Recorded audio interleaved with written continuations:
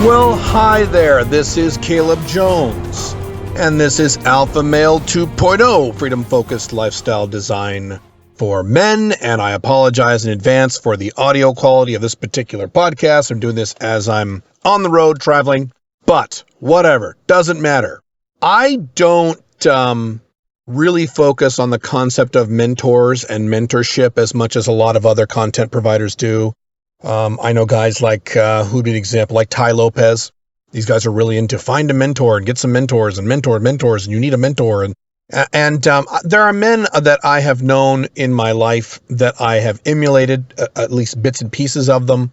I have certainly read a lot of books and consumed a lot of audio courses, online courses, and things like that to help make me more successful. That's certainly true. But I've never really had a full-on mentor who sat me down and worked with me for months or years and showed me how to be successful. I never really had that. But what I have had are various men at various points in my life give me nuggets of wisdom, things that really resonated with me and things that made a very big difference in my life. Kind of these leverage moments where a man who was more successful than me or more intelligent than me or more experienced than me gave me a single sentence or two or a single concept. I went, oh my God, I never thought of it that way. Oh my God, that's crazy. And then I put that into practice in my life, and then I got results. So one of the biggest ones, this was a big, not changing point in my life, but this was one of the things that happened to me, let's see, almost 30 years ago. A man I respect, an old guy, who when I was a kid, I was probably 17, 18 years old. I was still in high school as a teenager. And this was not my dad. This is an old man that I knew.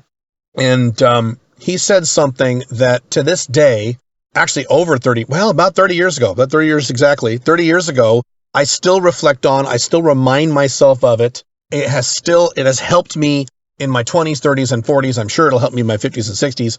One basic statement that he told me. And I was complaining to him about a girl I liked in high school. This is when I was maybe 17 or so. And I was a young, dumb beta male kid. And I had horrible one-itis for this one girl who wasn't like the rest and made me depressed and made me feel sad and thought about her all the time and typical beta male stuff. And I was talking to him about this. And he said something very interesting. I don't remember the exact words that he used to verbalize this, but this is basically what he said. He said, human beings want their problems. And I went, what? He's like, yes. Human beings want their problems. The myth of humanity, one of the great myths, is that we don't like our problems and we want our problems to be fixed. We want our problems to go away. And he said, that's not correct. That is not true. Generally speaking, most of the time, particularly if the problem is an ongoing one, and I'll make that distinction in a minute, we want the problem. There is part of our ego, part of our subconscious, part of our minds, part of our justifications we use, some aspect of our psyche that wants the problem that we are now bitching about, even if it is very serious problems. An extreme example would be a woman who gets beat up by her husband or boyfriend, and she leaves him, and within a few weeks she goes back to him, knowing that the odds are overwhelming he will beat her again. That's an extreme example of this. But the examples don't have to be that extreme. They can be any problem that are ongoing in your life. And I have found that both not only with myself, with other people I have known, other people who I've been close to in my life, other people I have worked with in my business life, and also in politics and on societal levels, we actually want our problems. We want them. And the reason we want them gets very complicated. I am not a psychologist. I am not a therapist, so I can't give you the deep psychology of these things. But I'll give you several reasons why we want these problems. And the first reason is that we want justification. We want to say, I can't do X because of Y. And Y would be your problem. And if you can say, well, I can't do this because of Y, then obviously I can't do that. It gives you an out. I've talked before about how everything in your life is your fault. That was a prior podcast I did in this series. And one of the benefits, quote unquote, of saying that these problems are not your fault is that you can justify it, right? You can say, well, I'm an innocent victim sitting over here and I wish I could do X, but I can't because of Y, so I guess I'm fucked. Wrong. Incorrect. And now, again, having this problem. Now, what happens if I remove Y? So if you say, I can't do X because of Y, what happens if I remove Y? What happens if you fix Y? Uh-oh, now you have no more excuses. You could just pick another excuse, but then you're going to look stupid. And maybe you'll see that with younger people or more immature people. They'll say, I can't do X because of Y. Well, what if Y, da-da-da-da? Y goes, well, now I can't do it because of this. And now I can't do it because of that. So it gives you a justification. Another reason that we want our problems is that it gives us validation. People go, oh yeah, that sucks. You're right.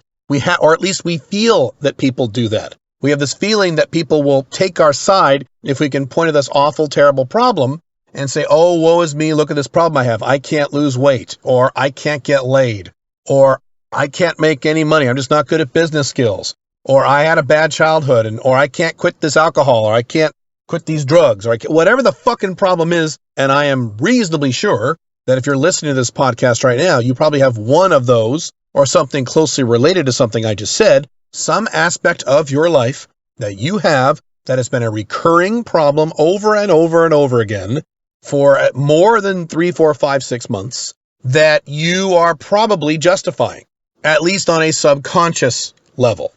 And so I would submit to you, and I probably should have started this podcast this way, but whatever, I submit to you that any problem you have had in your life that has lasted longer than 6 months, you want. Let me say that again. I'm going to be very clear about this. Any recurring problem, I don't care what the problem is. I don't care what you think the source of the problem is. I don't care what area of your life this problem is. Any problem you have had recurring for more than 6 months, you want. I am not talking about the type of problem where it occurs in your life and then you hustle and fix it, or it fixes itself and then it never happens again. That's normal. That's part of life. I've talked about that before in my YouTube videos and podcasts and other content. The goal of life is never to have no problems. The goal of life is not to have zero problems ever. That's impossible. As a matter of fact, if you have zero problems, that means you're probably not growing. So that's not the objective. The objective is to have a higher quality of problems. Temporary problems. Problems that are temporary. All the problems in my life, except for one I'll talk about in a second, are temporary. They occur, I take a hammer and I smash them down and they're gone and they don't come back. That's how this is supposed to work. I'm talking here about the recurring problems. Problems you've experienced for a long time, 6 months plus. Certainly if it's been several years. It could be, and usually it's one of those areas for most guys. It is financial, I can't get my finances together. It is sexual, I can't get laid. Or I can't, quote unquote, can't leave my bitchy girlfriend or my horrible wife. One of those two. Or it is physical, I can't lose weight, or I can't, cut down on the alcohol, or I can't cut off these drugs, or I can't, can't start exercising, whatever the problem is. Or it's something deeper. I have an interpersonal issue, I have some kind of problem from my childhood, what have you, I've had it my whole life, blah, blah, blah, blah. Okay. These problems, I submit to you, you want them. You want them. And you say, no, I don't. Are you kidding? They destroy my life. I hate them. I hate it. I hate worrying about them. I hate thinking about them. No. You worrying about them, you thinking about them, you bitching about them has now become part of your story. It's become part of your personal narrative. And if they're gone, that part of your ego that likes to be pissed off about these things will have, quote unquote, nothing to do. That is what you fear. You actually fear not having the problem. And again, I'm not a psychologist, so I'm not an expert in this area, but I know a little bit about this stuff. I've done a lot of reading. My dad is a psychologist. I've experienced these feelings myself. I've seen men go through this. I've seen women go through this. You want your problems. So if you have a recurring problem in your life for more than 6 months, what you might need to do is sit down with yourself with a piece of paper and a pencil or a computer or blank Word document and write out and do some examination in your life. Why do I want this problem? What are the needs that my crazy psychotic brain have that this problem helps fulfill? What am I avoiding by having this problem that scares me? You need to start asking these questions and giving yourself some answers. You need to start addressing this stuff. And I mean it. Don't not do this. Often we try to solve problems with techniques, right? With certain things to do. Okay, I'm going to read a book on how to make more money because I need to make more money. So I'm going to read this book on sales or having your own business. I'm going to do this stuff. And even if that book is perfect, Sometimes if you have this ego problem, this recurring problem of you not having enough money because you want to be poor, you want to have financial problems at a subconscious level or ego level, you can try all this stuff, but you don't follow through on it because you want your problem, which means you need to dig a little deeper. The problem is not surface level. The problem is deeper into your brain. It's deeper into your psychology. I will give you several examples from my life, things that I went through where I did this and it worked, and things where I struggled. So one problem I had when I was a very, very young man, I've mentioned this before, is I moved out of my house when I was 18 years old. And for quite a while, I had all kinds of financial problems. I regularly would have trouble buying my own food. I would regularly have trouble putting gas in my own car. I would regularly, on a regular basis, my electric bill in particular was always late. It was 3 or 4 or 5 months, not 5 months, 3 or 4 months late. And I got to the point where I could figure out, I don't know if you can relate to this at all, especially you younger guys. I got to the point where I could figure out which of the bills I could be really late on and how many months I could be late on. So like my rent for my apartment, I could never be late on that. I had to make that on time. I could be a few days late, but that was it. But my electric bill, I realized I could take that thing, 4 months out before they'd really get pissed off. All right, cool. So my electric bill, my natural gas bill, some of my credit card bills were always really, really late. And this drove me crazy. I hated this. I hated it. I couldn't stand it. And I reminded myself that the reason I moved out of my house so quickly was so I could start making money so I wouldn't experience the financial lack that I experienced in my childhood, which also drove me nuts. My parents had very little money, or usually no money, and it drove me crazy and I hated it. And I said, holy shit, look what I've done here. I've just replicated the thing that I hated when I was a kid in my adult life. Barely adult, I was 18, 19 years old. So I said, okay, I don't want this problem anymore. And I identified these things. I have replicated that thing that I had experienced in my childhood. This does not make me happy. I've got to get this taken care of. I want to make a 6-figure income.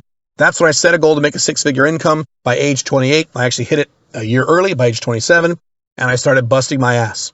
And by the time I was 19, I was making a decent amount of money. By the time I was in my early 20s, I was making, if you adjust for inflation, $70,000, $80,000 a year.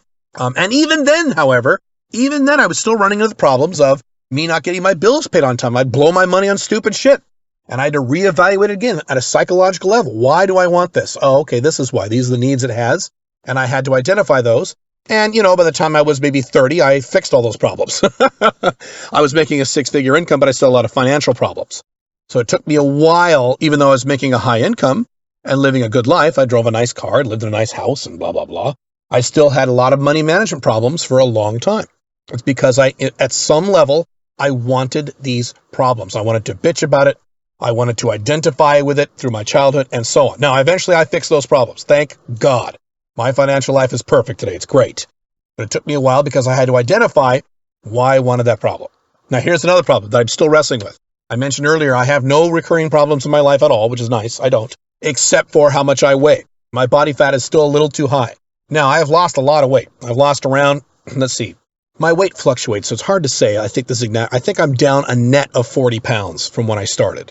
So I've lost a lot of weight, and I've been able to maintain that weight loss. I usually, historically, I would gain the weight back. And I'm still continuing to lose weight, although it's very slow. But the reason I was able to lose the 40 pounds and keep it off, which is something I had never, ever, ever been able to do in my entire life before, and I've gone through chubbier periods and very chubby periods. I've kind of gone up and down throughout my adult life. But the reason for that is, instead of trying, which is what most guys do, which guys on the internet had advised me to do, instead of trying intermittent fasting, which I do, or instead of trying the ketogenic diet, which I do, or instead of trying, hey, Caleb, have you tried the carnivore diet? Hey, Caleb, have you tried going vegan? Hey, Caleb, what you need to do is start doing sprints every morning. Hey, Caleb, I get a lot of suggestions from a lot of guys on how to lose weight, lose body fat, and it's always a different answer. And it's always a technical technique. It's always a specific to-do item in terms of what to eat, what not to eat, or how to exercise, or when to exercise, or something regarding what to ingest or what to physically do with my body. No one has ever suggested, Caleb, you have some kind of psychological thing going on. You need to address that. It's not about calories or or carnivore diet or that bullshit. Whether or not it works or not, that's not the topic of this podcast. I'm saying my problem was psychological. So finally, after trying all these things for about 8 different years and struggling and failing in terms of losing body fat and keeping it off, I finally surrendered about a year ago. And I said, all right, I have to look at this psychologically. I am now going to forget about dieting, what types of food I'm eating, what types of exercise I'm doing. I'm going to focus 100% on my psychology. And that's where things started to turn around for me. And I've done much better with my weight over the past 12 months than I have in my entire life, my entire adult life anyway, because I realized the psychological aspects of eating that I had that were sabotaging me, why I wanted this problem, why it was psychologically comfortable for my conscious and subconscious mind to repeat certain patterns, even if they were patterns I didn't want. So I use this system. I talked about this on my blogs before, called Noom, N-O-O-M. It's an app, and you put an app on your phone and you track your calories, and there's things to do every week, and there's goals, and you actually have a coach, and you're part of a group and a bunch of other stuff. It is, as I mentioned in the article about this, when I mentioned this a few months ago, it is very female-centric. There are a lot more women involved in this program than men, and a lot of the examples use are female examples. But the reason I chose this system is because it 100% focused on the psychology. And so they say things like, yes, you have to watch your calories, but forget about your macros, forget about the types of food you eat. We need to focus on your fucking psychology. You've got problems with how you eat. If you are overweight, or at least more than what is typical American normal, I guess if you're 10, 15 pounds overweight and you're a guy, you're probably fine. But if you're more than that overweight and you've been overweight like that for more than 6 months, again, going back to what I said, that means you want your problem on some level. You need to identify why you want that, the psychological aspects. And I realized, going through those materials, that I had never been taught how to eat. What? Yes. So I had never been taught how to eat. Some men are naturally good eaters. Some men are highly ectomorphic. Some men have really good metabolisms. Some men, more importantly, don't love to eat. They like to eat, but they don't love to eat. In other words, a lot of men will eat a piece of cheesecake and go, oh, that's really good.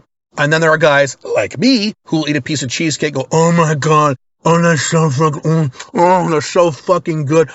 It's almost an orgasmic experience when they eat. I have known several people, all of whom fat, much fatter than me. I don't consider myself fat, just a little chubby. Got to lose some weight. But fat guys, and they just love eating food.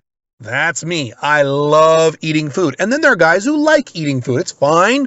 Not a big deal. They like having a piece of pizza, and they like pizza. That's good pizza. Whereas if I eat pizza, oh man, I had some pizza about 3 or 4 weeks ago on one of my cheat days with Pink Firefly. And I had extra cheese, extra pepperoni, extra onion, and extra pineapple.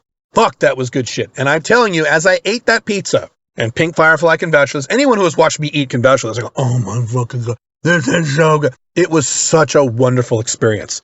A lot of men aren't like that. A lot of people aren't like that. And some are. So when you're the type of guy, and again, I'm just using this as an example. This is not a podcast how to lose weight. If I get down to my goal weight anytime soon, then I will be talking a lot about that, but I'm not there yet. So I have no authority to discuss that yet. I'm just giving you an example of how I handled it when I realized my psychology wanted this problem. I realized that men who like to eat need to be taught how to eat. Not all men. A lot of men grow up in the horrible American environment of horrible American food, and they're never fat, or they never get seriously overweight, whether or not they're ectomorphic, because they understand how to eat. For example, and this may sound funny if you're in that category of you've never been seriously overweight, but I had to learn to actually check my satiety level before I actually ate food. In other words, I had to stop and check, how full do I feel before I went and grabbed some food and shoved it in my mouth. And that was an amazing revelation to me when I learned that. I had no idea. I've lived 50 years on this earth, and no one ever explained to me, hey, Caleb, before you eat, stop for a minute and actually check your stomach and ask yourself how full or not you are, how hungry or not you are.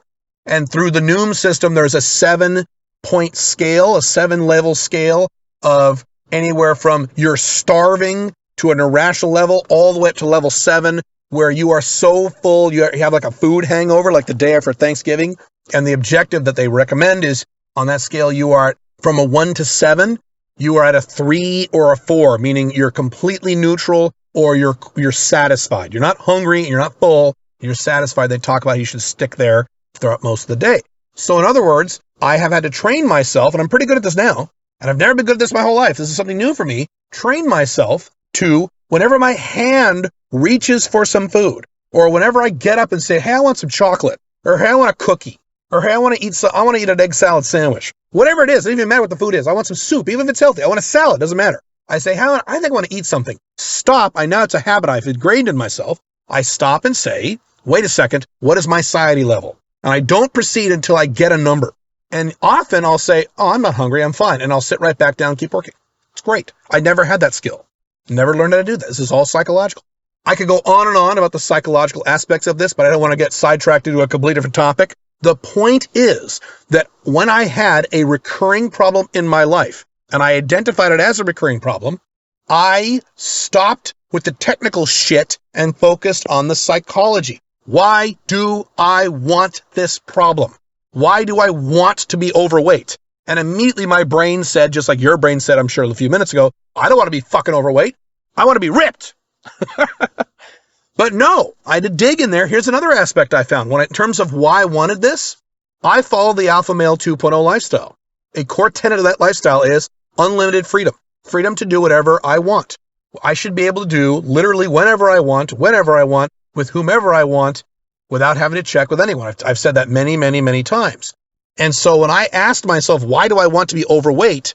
And I got through the initial, oh, but I don't. When I had to dig into my subconscious, I found some interesting stuff. One thing I heard from my subconscious said, I am a free man.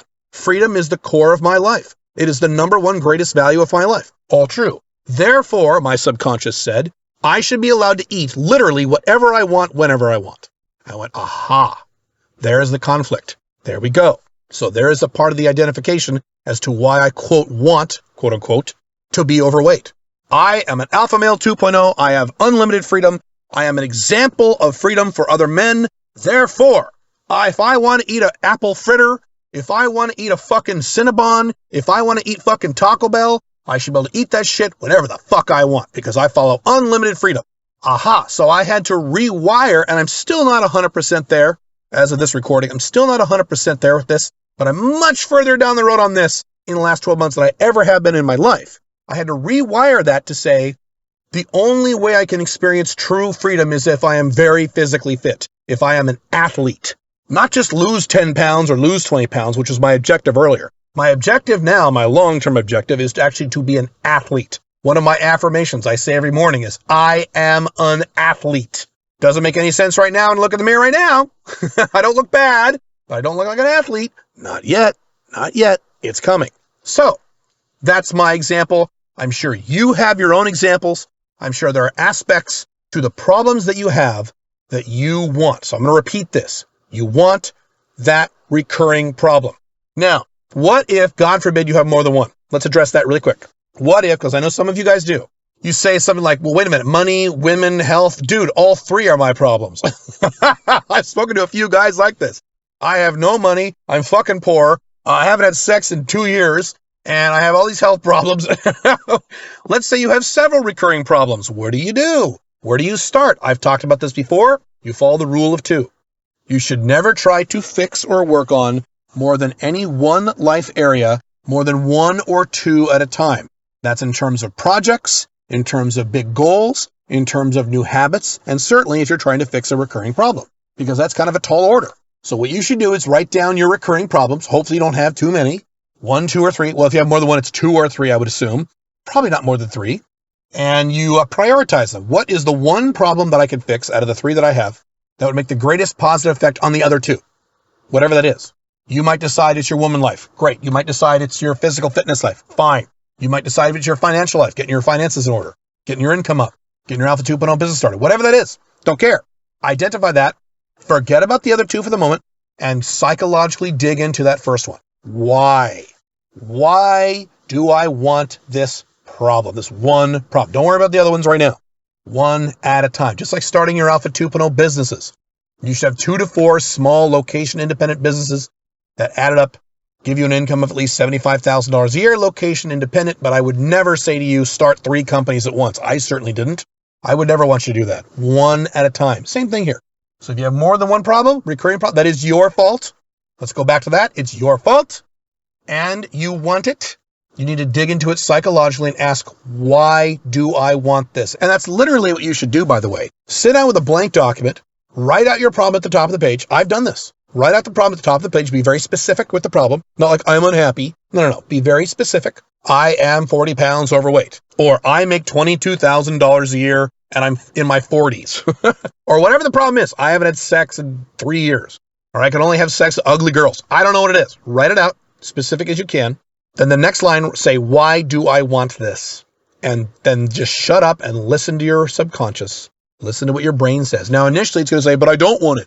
And you say, well, if I did want it, why would I want it? That's the Tony Robbins technique. If I did want it, why would I want it? And that'll get into your subconscious. You'll start getting some very interesting answers if you really do this. Do this on a quiet day for yourself. And then when you get some answers, seek to rewire or rephrase those answers. Just like I rephrased my, I should be able to eat whatever I want, to true freedom is only possible if I'm physically fit. Another thing I threw in there is I said, I can eat whatever I want. I can eat whatever I want. I just have to eat them in the proper amounts. That's a Noom technique. So what Noom says is they say, don't stop eating the food you like.